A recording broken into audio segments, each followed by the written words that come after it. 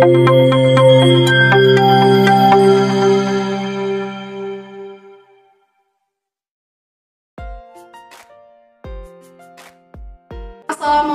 warahmatullahi wabarakatuh. Sahabat muslimah ulul albab yang dirahmati oleh Allah, senang sekali di kesempatan kali ini bersama saya sudah berhadir salah seorang narasumber.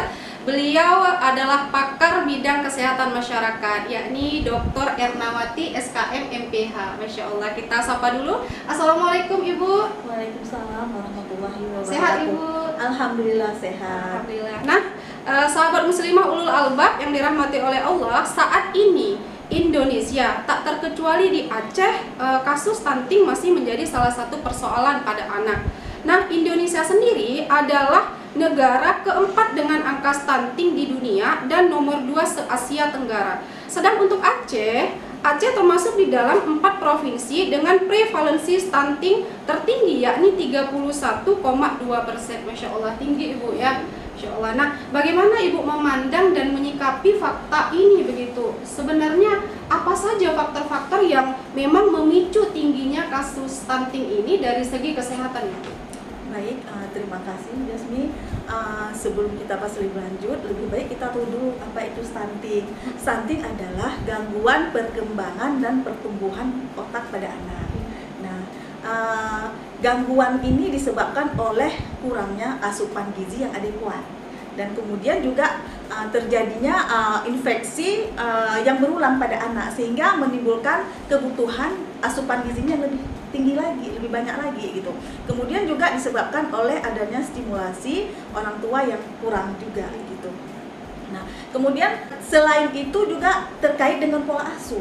Nah, pola asuh dalam perkembangan anak, perkembangan dan pertumbuhan anak itu yang sering disebutkanlah pola asuh yang berupa asuh, asih, dan asah. Nah, asuh ini kan yang kita sebutkan tadi itu ketersediaan gizi yang diupayakan oleh orang tua, kemudian kasih sayang yang diberikan kepada orang tua, kemudian asah itu berupa stimulus-stimulus yang akan menunjang pertumbuhan dan perkembangan anak. Nah, ini yang terjadi sehingga stunting ini menjadi kasus yang meledak gitu ya kan. Nah, kemudian berbicara tentang faktor penyebab dari segi kesehatan itu yang pertama kita lihat dari segi genetik.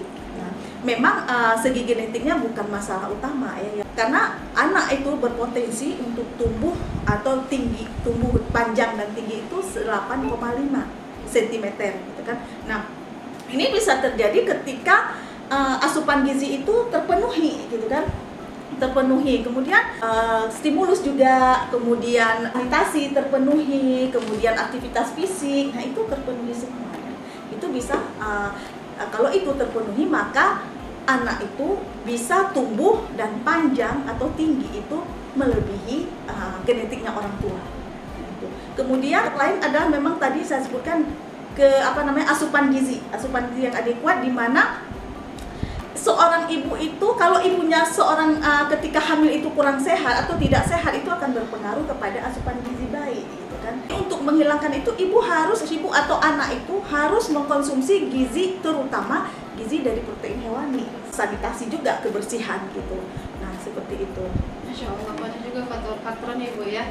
Nah, sahabat muslimah ulul albab, dengan faktor-faktor yang terjadi tadi, Indonesia sendiri berkomitmen untuk menurunkan angka stunting menjadi 14% pada tahun 2024.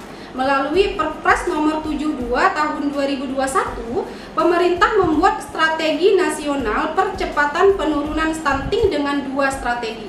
Yang pertama, intervensi spesifik di bawah kendali Kementerian Kesehatan. Dan yang kedua, intervensi sensitif multisektoral untuk mengatasi permasalahan sosioekonomi yang dapat berhubungan dengan peningkatan resiko stunting.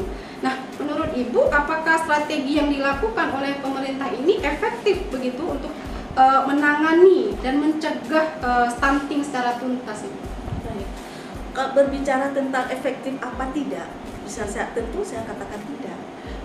Karena fakta saat ini kasus stunting itu masih sangat tinggi, yaitu prevalensinya itu 31,2%. Masih menjadi permasalahan kesehatan masyarakat, karena ketika dikatakan tidak menjadi permasalahan kesehatan ketika prevalensi itu berkisar 20% ke bawah. Itu merupakan standar WHO. Itu yang pertama gitu kan.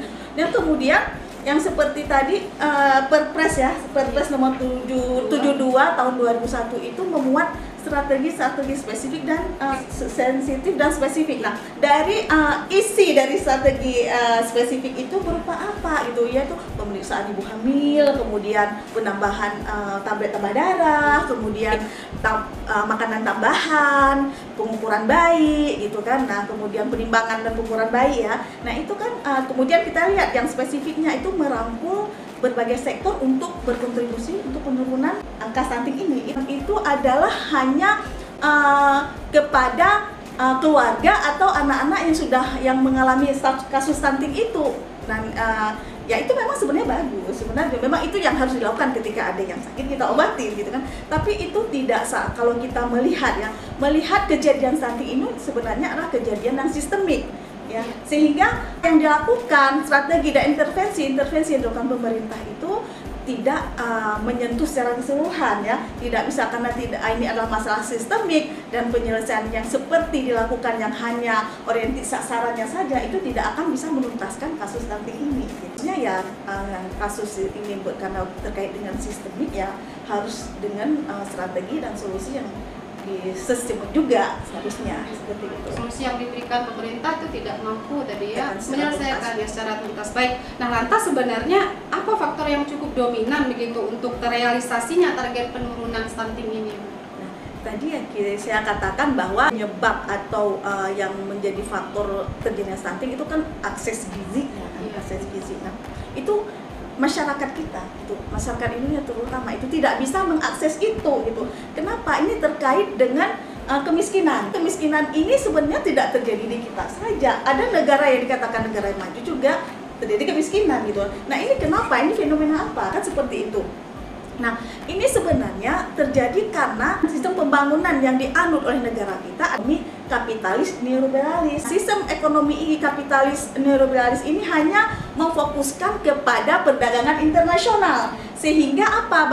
Banyak negara kalau kita lihat hanya ingin bagaimana mereka mengekspor, bagaimana mereka mengimpor. Nah, kita lihat negara-negara yang memang tidak punya teknologi dan tidak punya modal, itu kan akhirnya apa? Menjadi negara yang peluang bagi negara-negara untuk berinvestasi.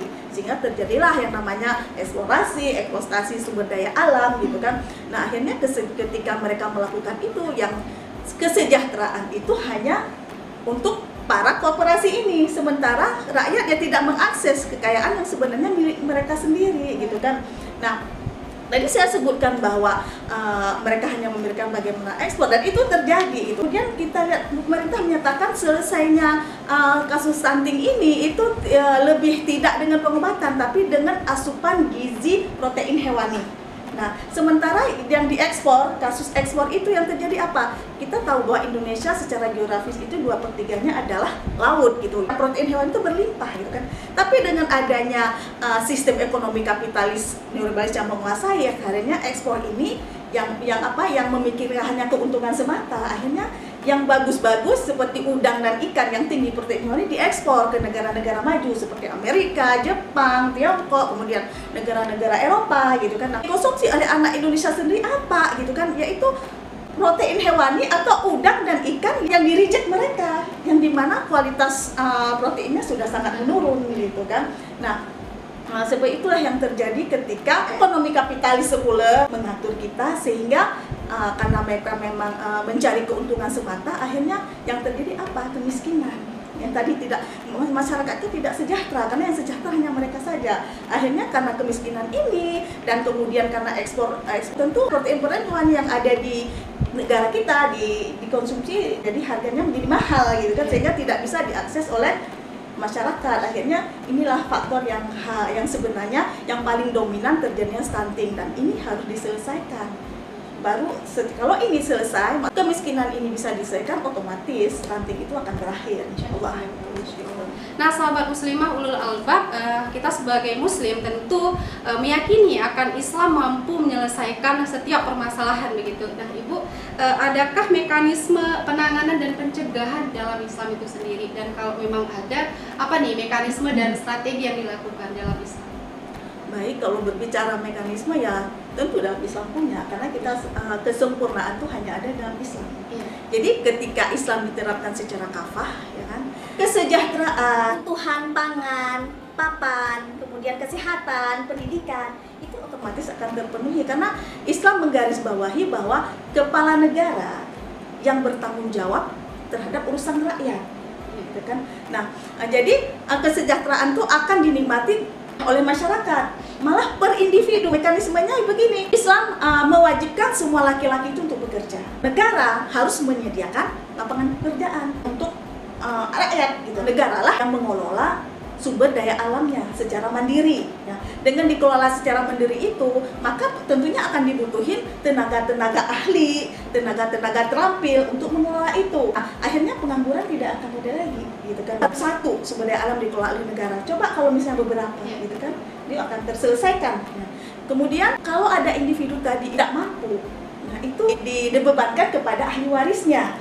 Nah, ahli warisnya itu. Nah, kalau keluarga tidak mampu, maka akan dibebankan lagi kepada negara. Jadi negara yang menjamin melalui apa? Baitul Mal.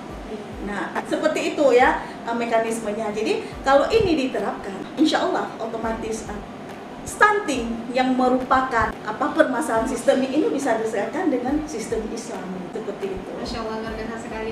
Terima kasih Ibu, semoga ilmunya menjadi pahala jariah ya. Nah, sahabat muslimah ulul albab, kebijakan pemerintah ini nyatanya tidak mampu menyelesaikan permasalahan kasus stunting ini secara tuntas, karena permasalahan stunting ini bersifat sistemik yang hanya bisa diselesaikan secara sistemik pula, yakni dengan penerapan sistem Islam secara kafah. Sahabat, demikian wawancara singkat kami bersama Dr. Ernawati. Saya akhiri, wassalamualaikum warahmatullahi wabarakatuh.